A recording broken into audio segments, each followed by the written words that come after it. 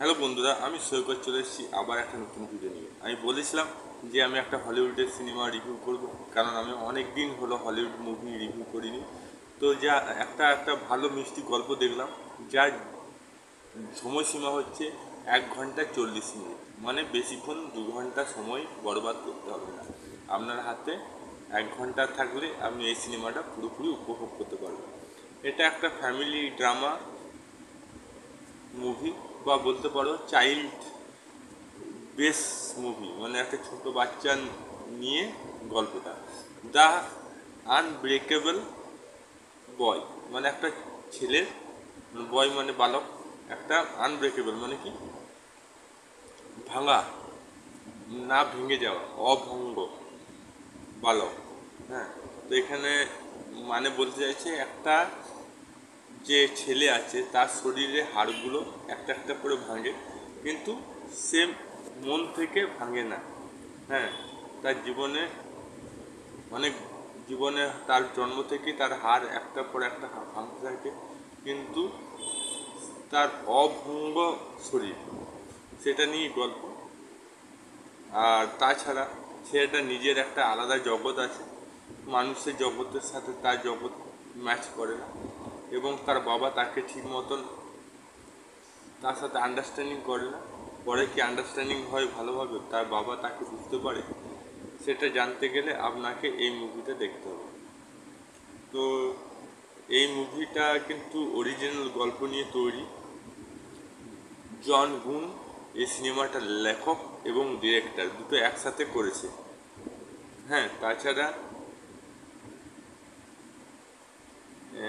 যে সন্তানের যে অনুভূতি, সন্তান কেন ভয় খায়, কেন আনন্দ পায়, কি কি তার মনের ভিতরে চলছে, সেটা জানার একটা পিতার যে ইচ্ছা, সেটা এখানে খুব সুন্দর তুলে ধরেছে। মানে এক কথা বলতে গেলে একটা পিতা এবং পুত্রের মধ্যে বন্ডিং নিয়ে এই গল্পটা। তো যে এখানে মূল চরিত্রে অভিনয় করেছে, খুব সুন্দর অভিনয় করেছে এখানে, যে মূল চরিত্রে অভিনয় করেছে তার নাম হচ্ছে জ্যাকরি লেভি।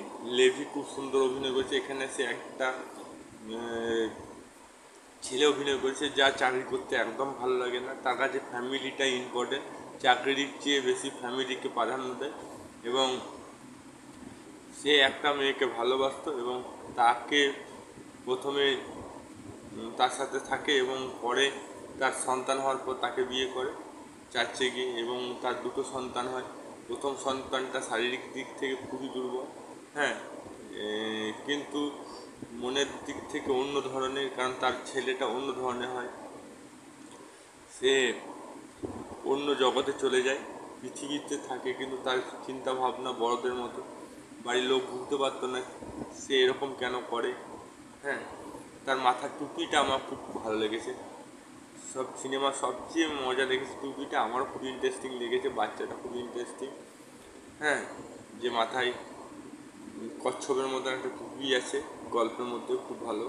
তাছাড়া তার একটা কল্পনা, যে এখানে যে মেন চরিত্রে অভিনয় করছে ছেলেটা, তার সে একটা বন্ধুকে দেখতে পায়।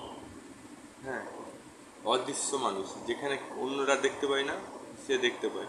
তখনই দেখতে পায় যখন সে একা থাকে, যখন সে মদ্যপান করে, তখন সে একা দেখতে পায়। তো গল্পটা আমার কিন্তু মোটামুটি ভালো লেগেছে। আমার সবচেয়ে বেশি যেটা ভালো লেগেছে সেটা হচ্ছে যে মেন চরিত্রে অভিনয় করছে, তার একটা জিনিস আমার খুব ভালো লেগেছে, সেটা হলো তার কাছে ফ্যামিলি ম্যাটার প্রথমে, তারপর আর্থিক ম্যাটার পরে। কিন্তু আমাদের ইন্ডিয়াতে কি হয়, অর্থকে বেশি প্রাধান্য দেওয়া হয় এবং আমাদের ফ্যামিলিকে প্রাধান্য কম দেওয়া হয়, এই জন্য মানুষের মধ্যে বন্ডিংটা কম হয়ে যায় আমাদের এদিকে। কিন্তু বিদেশের মুভিতে দেখে আমি একটা জিনিস শিক্ষণীয় হলো, এদের কাছে অর্থনীতিটা খুব ম্যাটার করে না, এদের কাছে বন্ডিংটা, ফ্যামিলি বন্ডিংটা, একসাথে গল্প করা, একসাথে ঘুরে ফেরা, হ্যাঁ, একসাথে মিলেমিশে থাকা, এই জিনিসটা আমার কিন্তু খুব ভালো লাগলো। যেটা এখন আমাদের ভারতে, যেটা এখন খুবই কমে গেছে বন্ডিং সিস্টেমটা, বন্ডিং থাকা ভালো। আর এখানে যে হিরোইনের চরিত্র অভিনয় করেছে সেও খুব সুন্দর অভিনয় করেছে, সেও প্রত্যেকটা মুহূর্তটাকে খুব হালকাভাবে নিচ্ছে। পরিস্থিতি এত খারাপ ছিল এক সময় যেখানে মেন চরিত্রে অভিনয় করছে হিরোটা, যে তার বাড়ি পর্যন্ত বিক্রি করতে হয়, ফ্যামিলির ধার দেনা, হ্যাঁ প্রচণ্ড ঋণ হয়, যে বাড়ি বিক্রি করে দেয়, তখনও সে যে এই খারাপ সময়গুলো চোখ বুজে হাসি মুখে মেনে নিচ্ছে, এই জিনিসটা খুব ভালো লেগেছে। তো আমি রেকমেন্ডেশন করব এই মুভিটা দেখতে। এই মুভিটা আপনি, যদি এটা ফেব্রুয়ারি 21 তারিখে ফিল্মটা রিলিজ হয়ে গেছে, আপনি অ্যামাজন প্রাইমে এই মুভিটা দেখতে পাবেন। হ্যাঁ, তো আপনার মতামত কি? যদি আপনি মুভিটা দেখে থাকেন তো সেটা কমেন্ট বক্স লিখে জানান। ভিডিওটা ভালো লাগে লাইক করুন, চ্যানেল তাহলে সাবস্ক্রাইব অল বাটনে প্রেস করুন। ফেসবুকে দেখে থাকলে পেজটা ফলো করুন। আর আরও নতুন নতুন হলিউডের মুভি আমি নিয়ে আসবো। ততক্ষণ জয় হিন্দ, জয় ভারত, ভালো থাকো, সুস্থ থাকো।